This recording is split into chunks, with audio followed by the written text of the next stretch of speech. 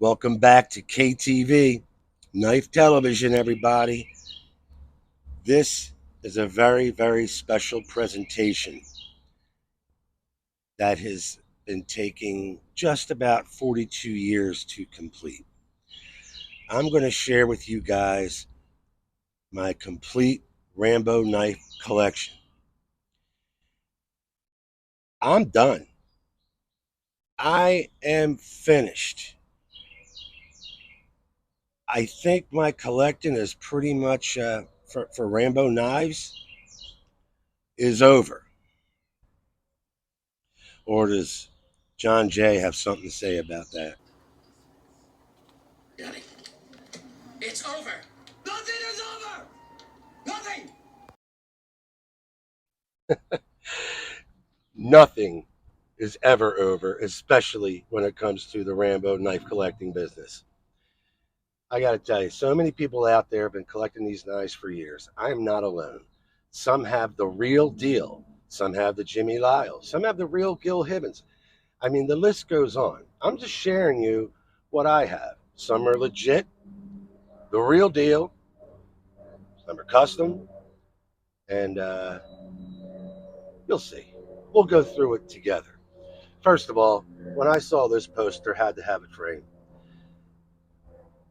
First Blood. This is just an extraordinary piece of art. Captures the hope where First Blood was filmed in 1982, British Columbia, Canada. And we'll get back to that in just a second.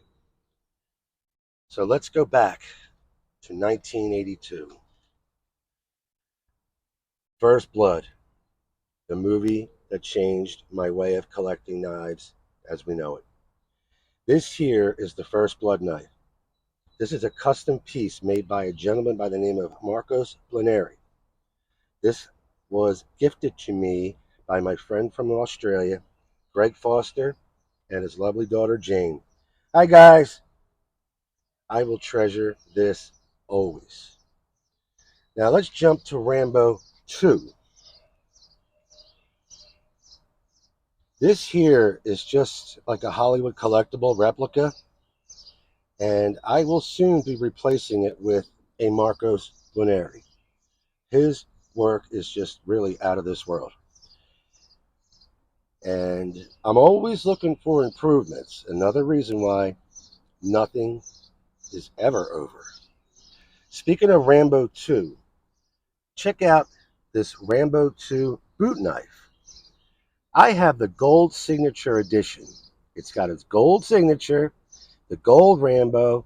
This dagger boot knife is just one solid piece, just like the Cold Steel Drop Forge.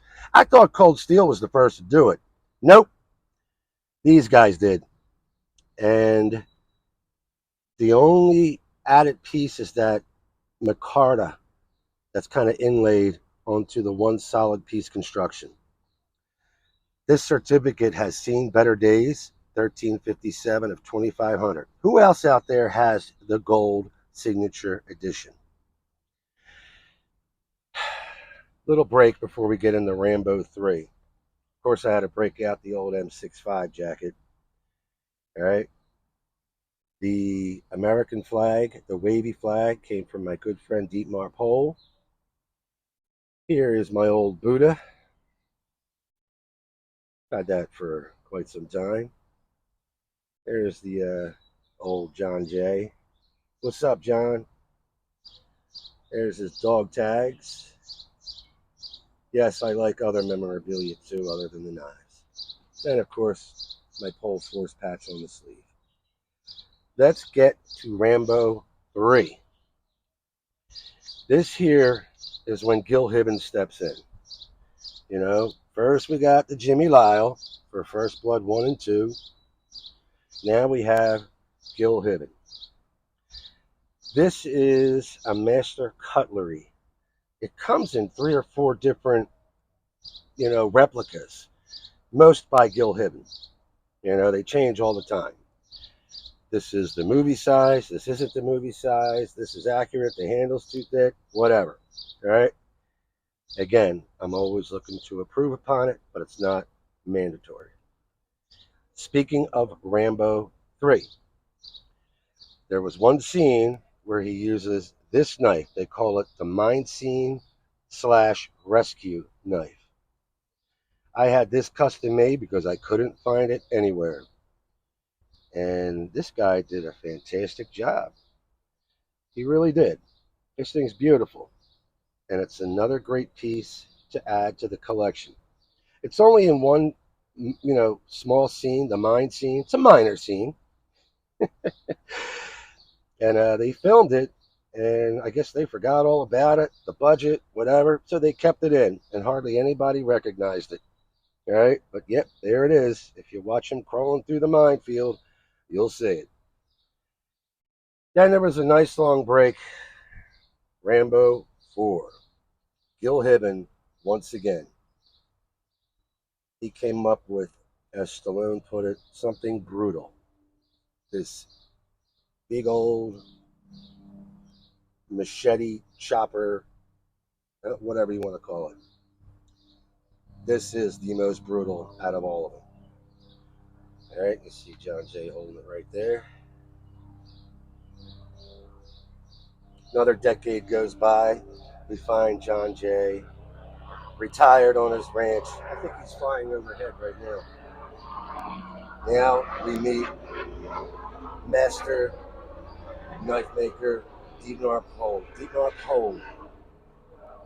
He presented Stallone two knives for last blood. The MK9, as you see here, with that scene with Giselle. Oh my God, I can't stand this girl. I'm sure she's a sweetie in real life, but we see the MK9, and then later on in the film, my favorite movie knife of all time, the MK9. And there you see a quick scene with Sly using it against his enemy, and then he kind of finishes them off here at the end. No spoiler alerts. But just when I thought I was done, uh-oh, there was another scene. This knife here collaborated between Dietmar Pohl and Stoil Manchev, Bulgarian knife maker. I just did a video on this the other day. If you guys have any questions whatsoever, let me know. They are available, right? I believe only 600 were made, and they're going. And it comes with a certificate of authenticity signed by both Pohl and Manchev. This is absolutely stunning. Absolutely stunning. Now, to commemorate the 40th anniversary, Dietmar Pohl created the Legacy, the MK9 Legacy. This comes full circle. What a way to pay homage to such a great, great film that has inspired many and still does. This is based off of First Blood, notice the serrations, and the MK9. All right. So this is the Hope prototype. I might have misspoke when I made a video the other day. They are all serial numbered, except this one in the combination package, model 5010, right?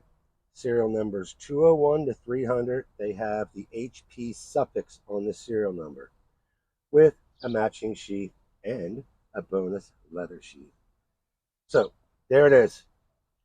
There's my little Rambo collection. Hope you guys enjoyed this video.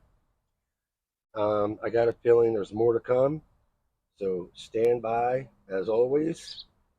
And don't forget, subscribe, right? Because you'll be the first to know when another Rambo knife comes out. All right? And that's it.